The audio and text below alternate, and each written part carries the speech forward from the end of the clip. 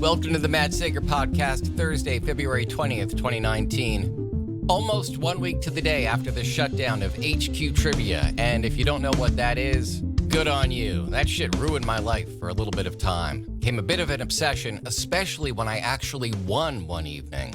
It's a little trivia game show on your iPhone or Android phone that incessantly notifies you. Game starts in X amount of minutes. Secondary game starts in Y amount of minutes. New spin-off game coming soon. Buy extra lives, get extra tickets. Play with your friends for a chance to erase your wrong answer. Kind of annoying, kind of dumb, and a tiny bit addictive, I have to admit. And I, in particular, have a beef with them because there was one night, Stephen King Trivia Night, in which I didn't just win, I won big time. They've got like these tiers of winning. So they'll say it's Stephen King Trivia Night, grand prize of $10,000. First off, that's a little bit misleading. And in fairness, if you read the fine print, you can see that it's misleading. It's a pot of $10,000, a grand total of, to be divvied among the various winners. So if 20, 30, 40 people win, you get your slice of that 10 grand pie. There are, again, also tiers. So if you get to say question 9 and you've gotten all the questions right, you get a little pop-up saying,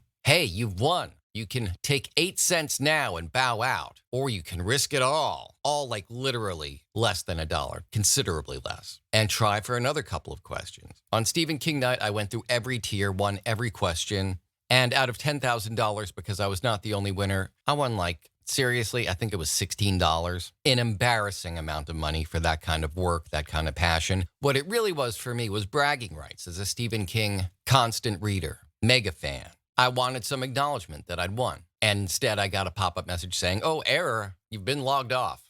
And looking in the chat window of the game, I saw nothing but other users saying the exact same thing. And I thought, wow, we've just had a trivia night in which a bunch of people won and no one's getting paid. And they don't seem to be overly concerned about it.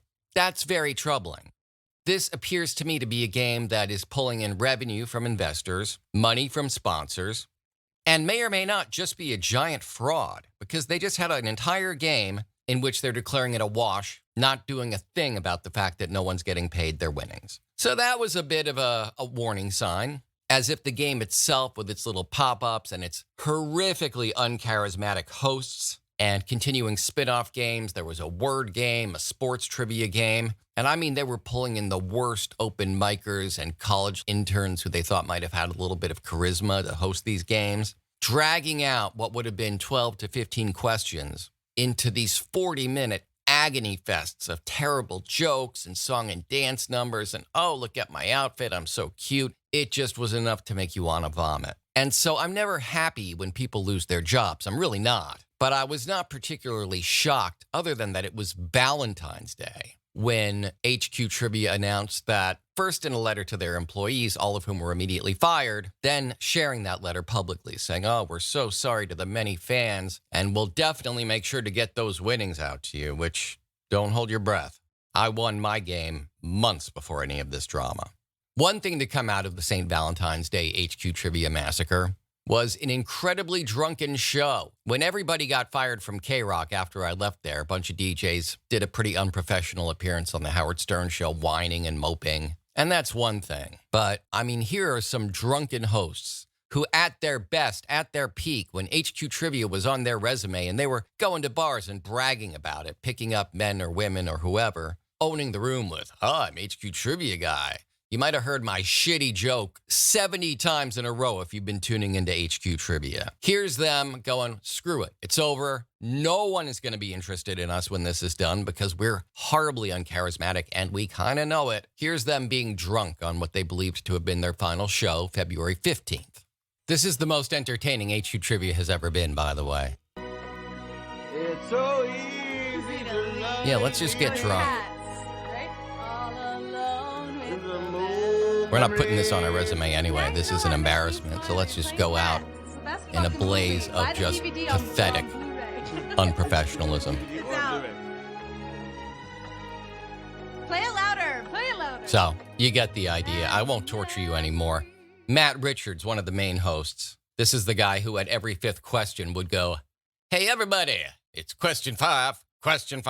And his 4 viewers loved it so much that the HQ graphics team of professionals put together a little animated number 5 that would dance along to his warbling. During an hours-long, jokingly emotional broadcast, this is a trivia game. You don't need to give me hours of anything. He said, I'm going to cry. My dogs are going to starve. This is so sad. Opened a bottle of champagne that he said he'd been saving for the game, hitting the 3 million player milestone. We should have been unionized a long time ago. Yeah, the players should have been paid for some of their winnings. You should have been unionized. You should have been vetting your talent. You shouldn't have been building an empire of gaming on a house of cards. I've gone that route before. I will tell you one day about my experience at an internet radio startup.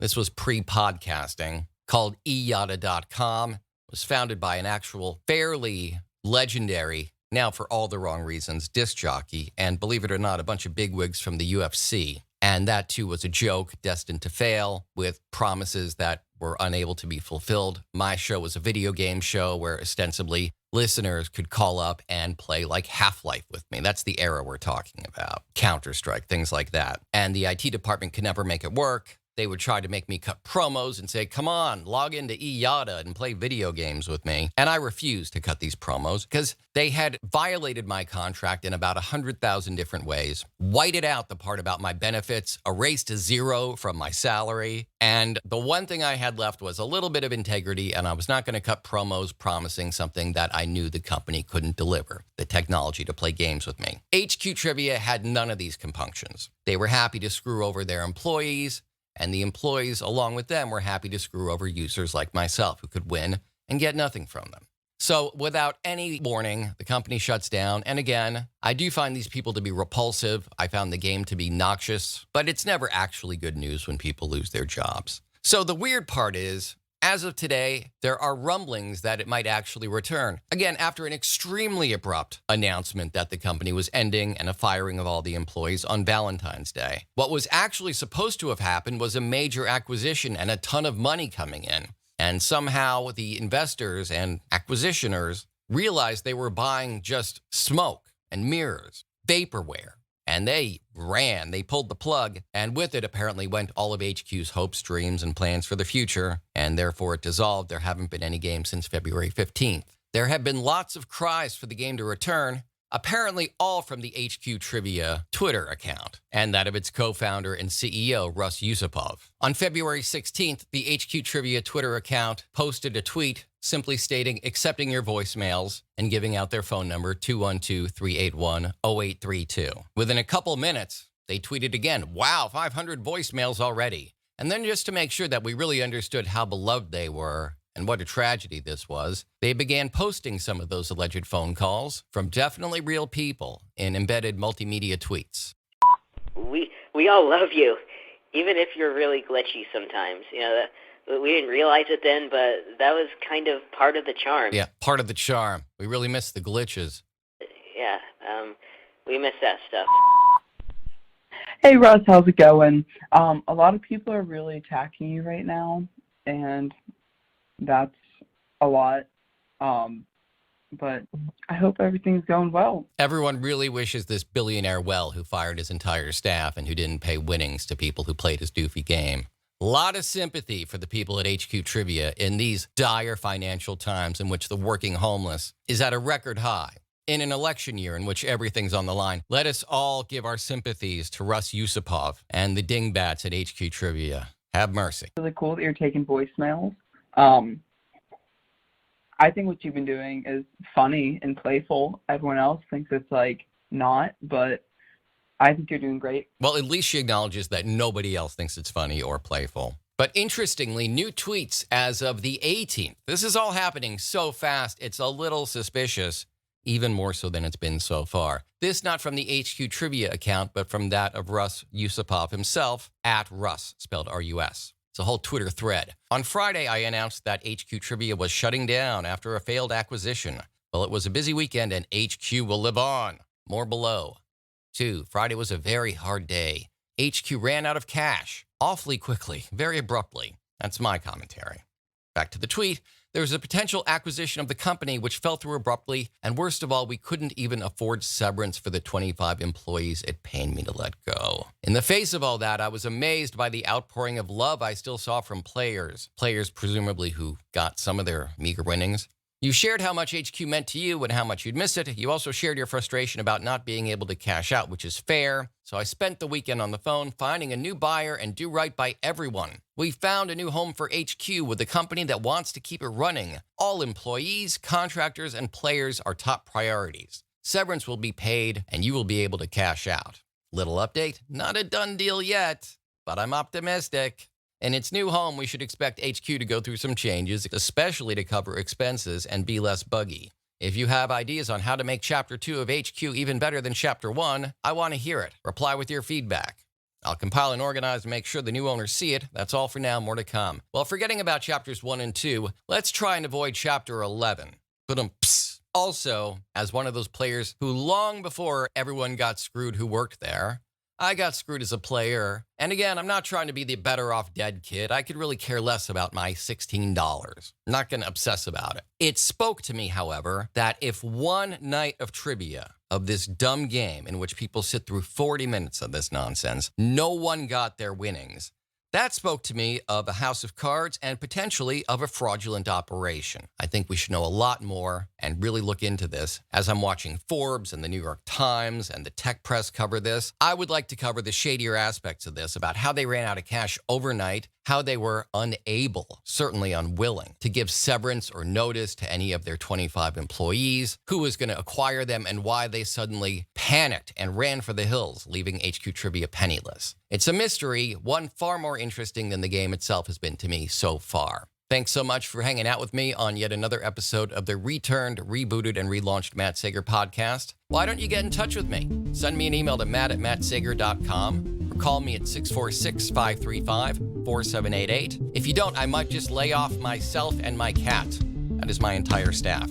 You can also reach out to me on social media. At Twitter, I'm @MattSager. On Instagram, I'm MattSagerVO. And of course, you can connect with this podcast on Facebook.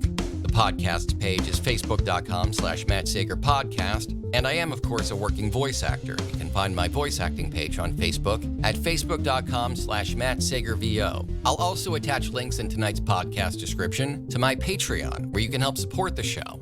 You can also do that directly through my podcast's host at anchor.fm. I'll attach a link to that as well, plus a link to the anchor.fm voice messages page, where if you'd like to be a part of this podcast and you don't want to call me, you can leave me voice messages via anchor.fm. And for everything else pertaining to me, Matt Sager, and this, the Matt Sager podcast, various articles and blog posts I've written, my voiceover reels and contact information, an archive of every back episode of this podcast, and a whole lot more, you can find all of that at my website, mattsagervoiceover.com.